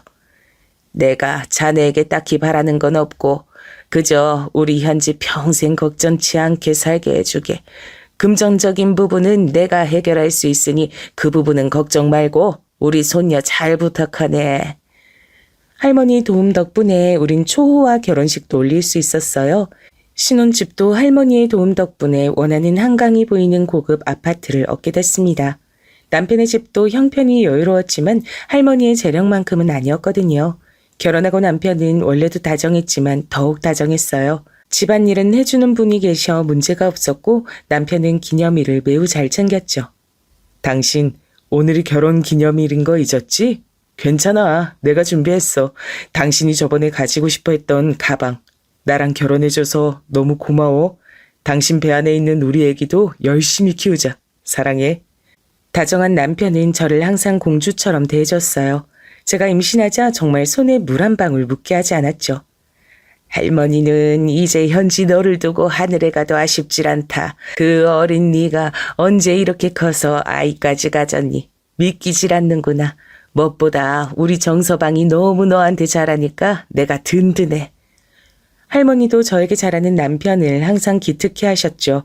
그러면서 할머니는 남편이 시아버지의 사업을 물려받자 거액 투자도 하셨습니다. 덕분에 남편은 사업이 훨씬 커지게 됐죠. 이렇게 남편과의 문제는 전혀 없는 줄 알고 살았습니다. 그때 저에게 유일한 고민은 바로 언니였어요. 조리원은 강남에 있는 거기로 간다며? 난 혼자 애 낳고 조리원은 가지도 못했는데 부럽다. 내 인생은 왜 이럴까 현지야? 우리 같은 배에서 태어났는데 왜 너랑 나는 이렇게 너무나도 다른 인생 사는 거야? 나 너무 서러워. 그리고 우리 딸이 불쌍해. 왜 나한테 태어나서 똑같은 인생을 살게 하는 건지. 언니, 왜 그렇게 생각해? 언니도 충분히 소중한 사람인데 돈은 내가 더 보태줄게. 너무 속상해하지 마. 여전히 할머니 몰래 언니를 만나곤 했는데 언닌 제가 볼 때마다 앓는 소리를 했죠. 너무 힘들다고 제 인생과 본인 인생을 비교했습니다. 그런 언니를 달래고 돈을 또 보내면서 겨우 인연을 이어가고 있었습니다. 전 언니가 인간 대 인간으로 안쓰럽더라고요. 근데 결혼하지 않았을 땐 괜찮았는데 결혼하니 남편과 같이 붙어 살게 되잖아요. 남편에게도 숨기는 건 불가능했습니다. 결국 전 남편에게 사실을 털어놓게 됐어요. 이 내용은 당신만 알고 있어? 할머니한텐 말하면 안 돼. 할머니랑 언니랑 사이가 너무 안 좋고 둘이 인연 끊은 지 오래야. 내 말 무슨 뜻인지 알지? 알겠어. 그런데 나도 당신 친언니라고 하니까 궁금하네. 어차피 비밀인데 언니 소개해줘. 우리끼리 비밀로 하지 뭐. 남편은 고맙게도 제 얘기를 듣고 다 이해해줬어요. 그러면서 언니의 얼굴을 보고 싶다고 했습니다. 언니도 그 말을 듣고 흔쾌히 동생 남편이 궁금하다고 하더라고요. 그렇게 언니를 할머니 몰래 우리 집으로 초대하게 됐습니다. 현지야, 말로 듣던 것보다 너희 집 훨씬 좋다. 이렇게 앞에 한강도 보이고 완전 호화로운 인생 살고 있었구나. 우리 집은 겨우 단칸방인데 똑같은 부모 밑에서 이런 극과 극 인생을 살다니. 언니 왜 그래? 오늘은 그런 말 하지 말자. 언니 처음 우리 집 온 거잖아. 즐겁게 지내다 가. 맞아요, 처형. 너무 상심하지 마세요. 대신 우리 집 자주 놀러 오세요. 곧 아내가 출산하니까 같이 아기도 공동 육아하고 좋잖아요. 맞아. 언니 자주 놀러와. 난 괜찮으니까. 나 아기 낳으면 육아 휴직하거든. 그니까 언니도 와서 나랑 같이 놀자. 지우도 데려와. 실제로 아이를 낳고 집에서 육아 휴직을 하며 지낼 동안 언니가 자주 집에 찾아왔어요. 할머니가 워낙 우리 아이를 예뻐해서 할머니가 오시는 날도 많았습니다. 그런 날엔 미리 말해서 언니와 날짜를 조율하곤 했죠. 남편이 사업을 확장하며 출장이 매우 많아져서 언니가 오니까 전 기뻤습니다. 아이를 낳고 외로움이 심했는데 다행이었죠. 아유, 내가 우리 현지 애를 다 보고 어쩜 너랑 일이 똑같이 생겼니. 할머니 덕분에 이렇게 건강하게 낳을 수 있었어요. 감사해요. 그리고 용돈은 더 주지 않으셔도 돼요. 이미 할머니가 많이 챙겨주셨잖아요. 눈에 넣어도 아프지 않은 손녀가 애를 낳았는데 그게 보물이 아닌 뭐냐. 할머니는 더 해주고 싶어. 근데 현진이가 부담스러울까봐 참는 거야. 할머니는 실제로 우리 딸에게 모든 지원을 아낌없이 해주셨어요. 그러면서 언니의 질투는 더 심해졌습니다. 나는 우리 지유한테 과일 하나 먹이는 것도 힘들었는데 현지 넌 백화점 과일을 먹이네? 난 가공식품으로 우리 지유 키웠는데 박탈감 느낀다. 아니야. 그리고 언니 내가 지유 데리고 다니면서 맛있고 건강한 거 많이 먹였던 거 몰라? 너무 그렇게 나랑 하나부터 열까지 비교하면 언니만 힘들어. 뭐? 너 뭔 말을 그렇게 해? 그래, 이거 다 내 열등감이야. 됐니? 이런 말 들으니까 이제 속이 시원해? 아니, 나 언니를 위해서 하는 말인데 왜 그래? 저도 참는 것이 한계가 있어서 언니에게 언니를 위해 그러지 말라고 하기도 했죠. 근데 언니가 너무 예민하게 반응해서 머리가 아팠어요. 언니의 저런 말과 행동이 워낙 오래되기도 했고 전 진심으로 언니가 언니의 삶을 살길 바랬거든요. 그러면서 언니를 생각하면 머리가 아프기 시작했습니다. 근데 언니는 단칸방이 싫었는지 우리 집을 매우 자주 왔어요. 할머니가 오지 않는 날을 제외하곤 계속 왔다고 보면 됩니다. 언니가 내일도 온대. 나도 좀 집에서 쉬고 싶은데 힘들다. 처형 혼자 아기 키우니까 얼마나 힘들겠어. 당신이 이해해. 그리고 저번에 당신 잘 때 처형하고 둘이 얘기하는데 사연 들으니까 내가 생각했던 것보다 심하더라. 난 처형이 짠해. 언니랑 당신이랑 둘이 얘기를 했어? 언제? 나 잘 때? 저번 주 토요일 말하는 거야? 당신 피곤하다고 먼저 잘 때 처형하고 둘이 와인 마셨어. 그때 처형이 살아온 얘기라면서 눈물을 흘리더라. 안쓰럽더라고. 이건 또 무슨 소린가 싶었습니다. 전 언니가 슬슬 불편해지기 시작했어요. 대학생 때부터 언니한테 해줄 만큼 충분히 해줬다고 생각했거든요. 언니한테 매달 들어가는 돈도 만만치 않았습니다. 언닌 제가 돈을 주니까 본인이 사회활동을 하지 않았죠. 매번 힘들단 말만 하고 진득하게 어디서 일하는 법이 없었습니다. 언제까지 그런 언니를 도와야 할지 머리가 아프기도 했어요. 남편이 출장을 많이 가서 혼자 애를 키우는 것도 힘들고 언니까지 힘들게 하니까 남편에게 소홀해지기 시작했죠. 당신 출장을 또 가? 저번 주에도 갔잖아. 이번 주에도 간단 말은 없었잖아. 아니, 왜 출장을 미리 말을 안 해? 그럼 서연이 또 내가 혼자 돌봐야 돼? 갑자기 잡힌 일정이야. 내가 미안해. 그날만 일하는 분 부르자. 내가 불러줄게. 남편은 갑자기 출장을 자주 가기 시작했어요. 안 그래도 소원해진 관계가 점점 돌이킬 수 없는 지경까지 가게 됐죠. 대화가 없어지고 서로 불편한 관계가 됐습니다. 할머니에겐 차마 말할 수가 없었어요. 제가 결혼하고 애 낳은 것이 할머니의 행복이었으니 말할 수가 없었죠. 남편과 하루에 말을 한 번도 하지 않는 날이 생기기 시작했습니다. 어젠 출장도 아니면서 왜 이렇게 늦게 들어왔어? 애기는 나 혼자 봤잖아. 나 힘들어. 왜 당신은 아빠면서 육아를 안 해? 나도 힘들어. 일하느라 얼마나 힘든데 당신까지 날 힘들게 해. 집에선 편하게 좀 쉬자. 당신 넥타이는 어디 있어? 분명히 출근할 땐 하고 나갔잖아. 왜 돌아올 땐 없어? 차에 있겠지. 설마 지금 나 의심해? 그런 거 아니지? 내가 얼마나 열심히 당신하고 우리 애기를 위해 일하는데 아니지? 그렇게 다정하던 남편과 부부싸움을 하는 횟수도 늘어났어요. 그리고 상상하기 싫지만 자꾸 저는 남편의 외도가 의심되기 시작했습니다. 출장이 아닌데 말없이 외박하거나 넥타이를 두고 온다는 일들이 자꾸 떠올랐어요. 증거를 잡으려 해도 혼자 집에 있으니 그럴 수가 없었죠. 제가 그렇게 남편과 언니 때문에 스트레스가 쌓이니 점점 살이 빠지기 시작했습니다. 현지야, 무슨 일 있는 거 아니지? 혹시라도 무슨 일 있으면 할머니한테 말해. 걱정돼. 어찌 볼 때마다 살이 빠져있니 속상하게. 할머니, 사실은 할머니한테 비밀로 하려고 했는데 남편이 외도를 하는 것 같아요. 어떡해요. 뭐? 그게 무슨 소리야? 자세히 말해봐. 그렇게 믿었던 정서방이 무슨 일 있는 거야? 저는 너무 힘들어서 유일하게 믿는 사람인 할머니에게 남편 얘기를 하게 됐습니다. 언니 얘기는 하지 않고 남편의 얘기를 전했죠.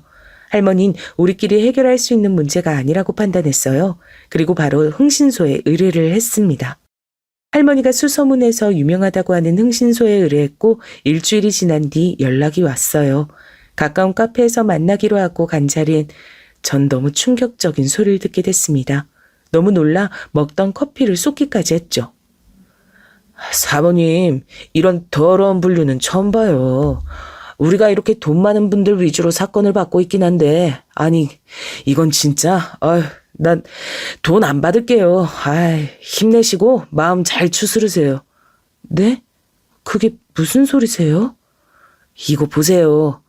사모님 남편 출장이 아니고 맨날 모텔 갔어요. 근데 상대가 누군지 아시죠? 여기 보시면 아시겠죠? 그 사모님이 더 잘 아시죠? 흥신소 사장님이 보여준 영상엔 남편과 여자가 나란히 웃으며 모텔로 들어가는 사진이 한 장도 아니고 여러 장 있었어요. 근데 더 충격적인 건 바로 그 여자의 정체였어요. 왜냐면 그 여자는 제가 너무 잘 아는 사람, 바로 우리 언니였습니다. 다른 사람도 아니고 친언니와 남편이 바람났던 거였죠. 보자마자 눈물이 차오르고 손이 덜덜 떨렸습니다. 그런 저를 흥신소에서 오히려 안타깝게 여기더라고요. 할머니, 나 어떡해요? 할머니, 이거 어떡하면 좋아요? 나 죽고 싶어. 현지야, 무슨 일이야? 일단 빨리 할미 집으로 와. 도대체 무슨 일이야? 할머니, 남편 바람난 거 맞아요. 그런데 상대가 은지 언니예요. 뭐라고? 은지? 네 친언니? 연락 오래 끊긴 그 은지? 아니, 은지가 도대체 어떻게 네 남편을 알아? 저는 놀란 가슴을 진정하고 심호흡을 몇 번 했어요. 겨우 정신을 차리고 택시를 타고 할머니 집으로 갔죠. 할머니도 너무 놀라 얼굴이 하얗게 질렸고요. 할머니를 보자마자 눈물이 다시 나왔습니다. 겨우 진정하고 그동안 있었던 일을 쭉 얘기했어요. 그럼 현지 너는 대학생 때부터 네 언니한테 돈을 바친 게야? 세상에, 난 그것도 모르고 이게 무슨 일이니? 너무 죄송해요. 할머니랑 언니가 사이가 안 좋으니까 서로한테 비밀로 하는 게 맞다고 생각해서. 그리고 남편이 언니랑 바람날 줄은 전혀 몰랐어요. 네 언니 자격지심은 어릴 때부터 알아봤지만 정서방이 그럴 줄 몰랐네. 아휴, 이게 무슨 일이니 현지야.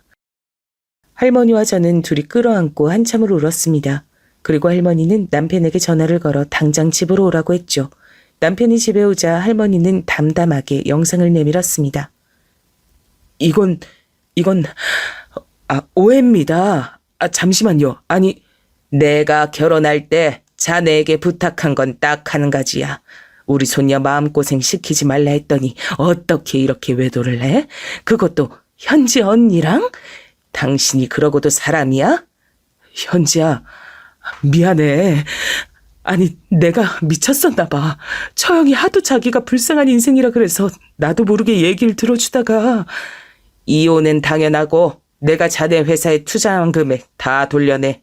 난 자네 회사 앞으로도 엮일 일 전혀 없을 거야. 알겠나? 제가 잘못했습니다. 한 번만 봐주세요. 현지야, 내가 이렇게 무릎 꿇고 빌게. 미안해. 남편이 아무리 빌어도 저와 할머니는 흔들리지 않았어요. 오히려 괘씸한 마음이 들었죠.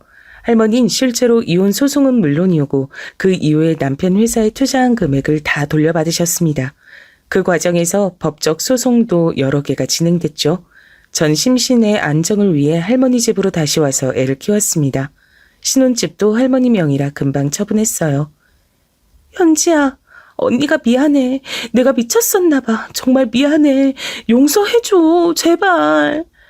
난 언니랑 살면서 더 얼굴 볼 일은 전혀 없을 거야. 나 그동안 언니한테 할 만큼 충분히 했고 후회 없어. 우리 연락도 하지 말자. 현지야, 제발. 언니 너 없으면 어떻게 살아. 제발, 제발. 언니도 성인이고 나보다 나이도 많잖아. 그동안 내 돈으로 잘 먹고 잘 살았으니까 앞으로 언니 인생 알아서 살아. 그리고 매번 나랑 같은 배에서 태어났는데 왜 그러냐고 그랬지? 그건 내가 할 말이야. 도대체 인간이 왜 그러니? 언니에게 하고 싶은 말을 다 했더니 어찌나 속이 시원했는지 몰라요. 사건이 해결된 지금은 할머니와 아이를 키우며 평화롭게 살고 있답니다. 여기까지가 제 사연이에요. 끝까지 들어주셔서 정말 감사합니다. 할머니 연세도 있으셔서 남은 인생 행복하게 해드리려고요. 여러분도 행복한 인생 살길 바랍니다. 감사합니다.